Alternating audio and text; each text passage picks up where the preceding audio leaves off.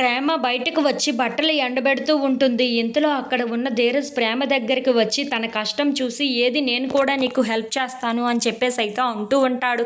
ఆ మాటలు వినగానే అక్కడ ఉన్న ప్రేమ అయితే ధీరజ్ వైపు అలా చూస్తూ ఉండిపోతుంది. ఇంతలో అక్కడ ఉన్న ధీరజ్ అయితే నీకే చెప్తున్నాను, ఆ బట్టలు ఇలా ఇవ్వు, నేను పిండేసి నీకు ఇస్తాను, నువ్వు ఆరబెట్టేసాయి అని చెప్పేసి అయితే అంటూ ఉంటాడు.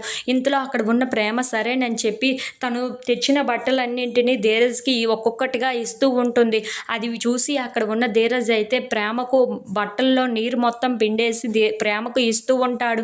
ఇంతలో అక్కడ ఉన్న ప్రేమ అయితే ఎండబెడుతూ ధీరజ్ వైపు అలా ప్రేమగా చూస్తూ ఉండిపోతుంది. అది చూసి అక్కడ ఉన్న ధీరజ్ అయితే ఏంటి ఈరోజు నాకు ప్రేమ కొత్తగా కనిపిస్తుంది అని చెప్పేసి అయితే అనుకుంటూ ప్రేమ వైపు అలా చూస్తూ ఉండిపోతాడు. ప్రేమ కూడా ధీరజ్ వైపు నవ్వుకుంటూ చాలా ప్రేమగా అలా చూస్తూ ఉంటుంది. అది చూసి అక్కడ ఉన్న ధీరజ్ అయితే ప్రేమను చూస్తుంటే ఏంటో ఈరోజు నాకు ఎందుకో కొత్తగా అనిపిస్తుంది, ఏదో తనని ప్రేమిస్తున్నట్లుగా, ఏదో తనకి దగ్గర అవుతున్నట్లుగా అనిపిస్తుంది, ఎందుకో అర్థం కావటం లేదే అని చెప్పేసి అయితే తన మనసులో అనుకుంటూ ఉంటాడు.